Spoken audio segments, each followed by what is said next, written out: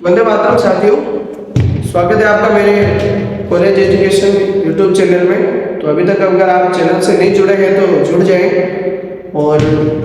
Notification को on कर लें, ताकि जो भी मैं कोई भी वीडियो डालूंगा या फिर कोई सूचना डालता हूँ तो आप तक उसकी सूचना पहुँच जाएगी। तो अपना जो आज का जो टॉपिक है वो इस टॉपिक के ऊपर है कि थर्ड सेमेस्टर के ऊपर जो अपना टॉपिक है कि थर्ड सेमेस्टर में आप फॉर्म भर पाएंगे या मतलब कैसे भरना है, कौन भर सकता है। तो आज ये वीडियो उसी के ऊपर है, तो आप देख लीजिए कि आप कैसे क्या प्रोसेस है। थर्ड सेमेस्टर मतलब फॉर्म भरने से पहले मैं आपको कुछ बातें बताना चाहता हूँ, तो आप उसे एक बार ध्यान से सुन लीजिए। अगर बाद में फिर अगर आपको कोई समस्या आती है तो उसके आप स्वयं जिम्मेदार होंगे या फिर उसका फिर कोई ऑप्शन नहीं है उसको सही करने में। पहली बात तो यह है कि थर्ड सेमेस्टर में वो बच्चे आवेदन करें कि जिनके फर्स्ट सेमेस्टर और सेकंड सेमेस्टर का रिजल्ट जो कि क्लियर पास है या फिर बी फ्रॉम आया है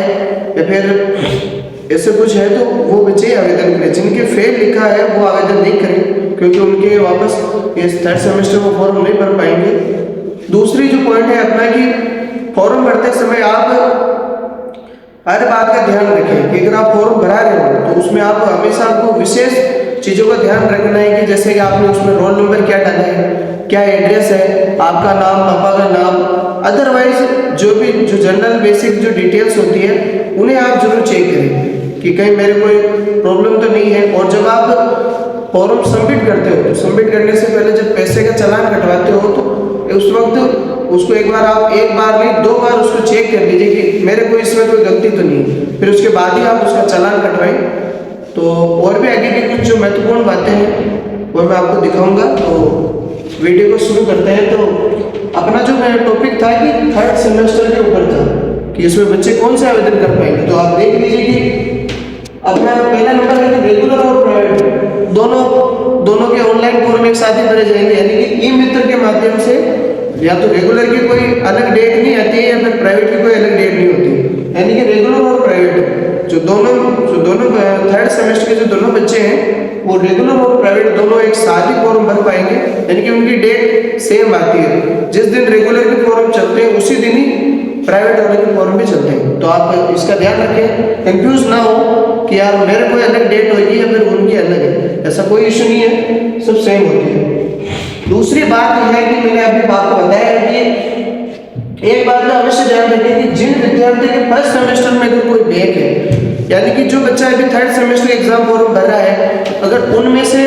किसी बच्चे के फर्स्ट सेमेस्टर में अगर कोई बैक है, यानी कि किसी एक विषय में बैक हो या 2 में विषय में बैक हो, तो उसे आप क्या करोगे कि थर्ड सेमेस्टर में आपको उसे ऐड करवानी है। यानी कि जो अभी थर्ड सेमेस्टर के फॉर्म में भी जो आप 5-7 दिन के अंदर भरोगे तो उसमें आपको ऐड करवानी है। यानी कि फर्स्ट सेमेस्टर में अगर आपके जैसे हिंदी में बैक आए हैं या फिर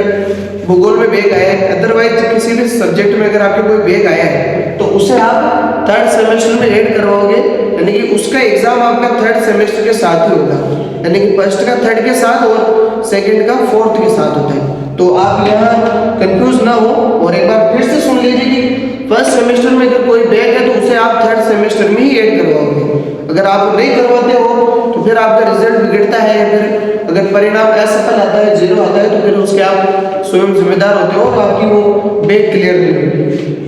तीसरी बात है कि अपने आगे अगर कोई समस्या आती है, अगर आप इसे ऐड नहीं करवाते हो तो फिर वो आपकी समस्या है।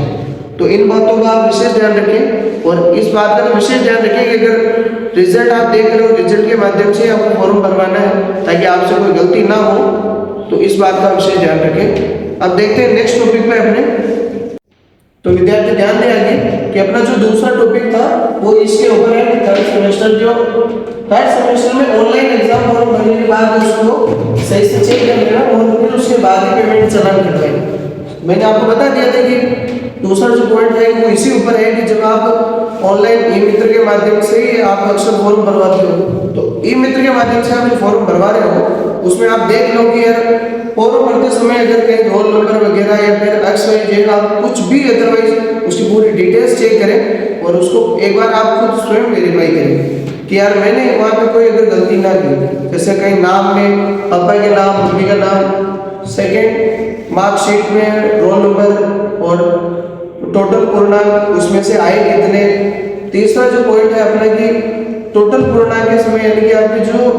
फेल और पास उसका विषय ध्यान रखें कि अधिकतर कई बच्चे क्या गलती करते हैं कि वो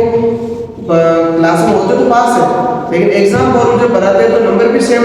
वो वही चढ़ाते हैं, लेकिन जब वो उसके पास और फेल का जो ऑप्शन होता है उसमें क्या है कि कई बच्चे गलती करते हैं कि उसमें फेल करवा देते हैं, तो उसका भी ध्यान रखें। तो हार्ड कॉपी का आप 2 बार नहीं 3 बार उसको चेक करें, फिर उसके बाद ही आपको आगे की ऑनलाइन प्रोसेस करनी है। चौथा जो टॉपिक है अपना, ऑनलाइन आवेदन करने के बाद उसके साथ निम्न दस्तावेज लगा के हार्ड कॉपी महाविद्यालय में जमा करवानी। ये जो अपना जो मोस्ट टॉपिक है यही है कि जो आप फॉर्म भरवाते हो, अधिकतर कई बच्चे क्या करते हैं कि उनके रिजल्ट क्यों रुकते हैं, रिजल्ट उनके तब रुकते हैं जब ये बच्चे क्या करते हैं कि ऑनलाइन आवेदन करने के बाद वो जो ई मित्र वाला जो 2 पेज देता है उसे क्या कि बच्चे अपने पास ही रख लेते हैं, उसको कॉलेज में जमा नहीं करवाते, तो फिर उसके कारण क्या है कि यूनिवर्सिटी के पास अपना फॉर्म जाते नहीं है, तो फिर वो रिजल्ट को रोक देते हैं, जिसके कारण उनके परिणाम रोक दिए जाते हैं, फिर बच्चे को तकलीफ होती है, वो विश्वविद्यालय के वो चक्कर लगाता है। तो फिर ऐसी गलती आप ना करें, तो यही ध्यान रखें कि जैसे ही आपने ऑनलाइन फॉर्म भरा दिया तो ई मित्र के माध्यम से जो आपको पेज देते हैं तो उनको आप यथावत निम्न दस्तावेजों के साथ उसको महाविद्यालय में जमा करवाएं, और जमा करवाने के बाद बाकी जो भी रसीद है वो प्राप्त कर लें, फिर उसके बाद ही आपका फॉर्म पूरा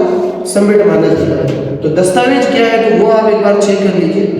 पहला जो दस्तावेज है हार्ड कॉपी जो ई मित्र के माध्यम से दी जाएगी, यानी ई मित्र वाला आपको 2 या 3 पेज देगा, तो उस वो होती है हार्ड कॉपी। अधिकतर बच्चे पूछते हैं हार्ड कॉपी क्या होती है, ये होती है कि जो आप आवेदन करते हो वो आवेदन करने के बाद जो आपको पेज मिलते हैं वो हार्ड कॉपी होती है। इसके साथ लगाना क्या है आपको, तो ये देख लीजिए कि फर्स्ट सेमेस्टर ऑनलाइन मार्कशीट यानी कि फर्स्ट सेमेस्टर का जो आपका रिजल्ट आया है उसकी 2 फोटोकॉपी उसके साथ स्टैम्प करनी है।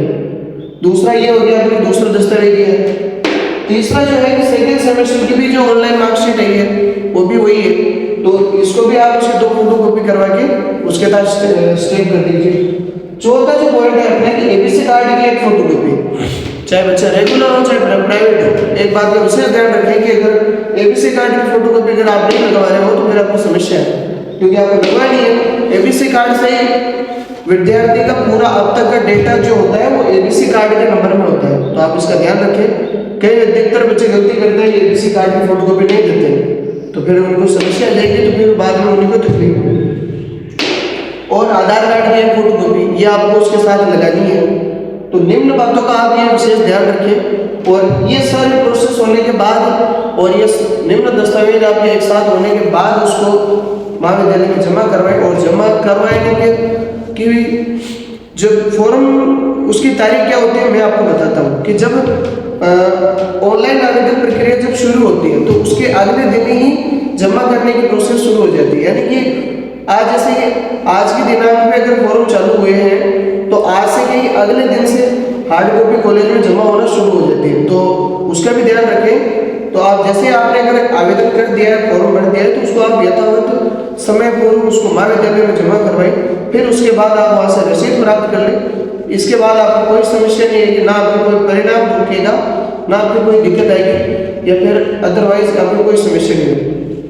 हार्ड कॉपी जमा नहीं कराने का मतलब होता है कि बच्चे के ना तो प्रवेश पत्र जारी होता है ना फिर उसके परिणाम जारी होता है, तो इसकी जो समस्या आती है फिर उसका ना तो कॉलेज कोई जिम्मेदार होता है, ना अपने कोई यूनिवर्सिटी उसकी जिम्मेदार होती है, ना ये मित्र वाला कोई उसका जिम्मेदार होता है, उसका विद्यार्थी स्वयं जिम्मेदार है। अगर वो मार्क्स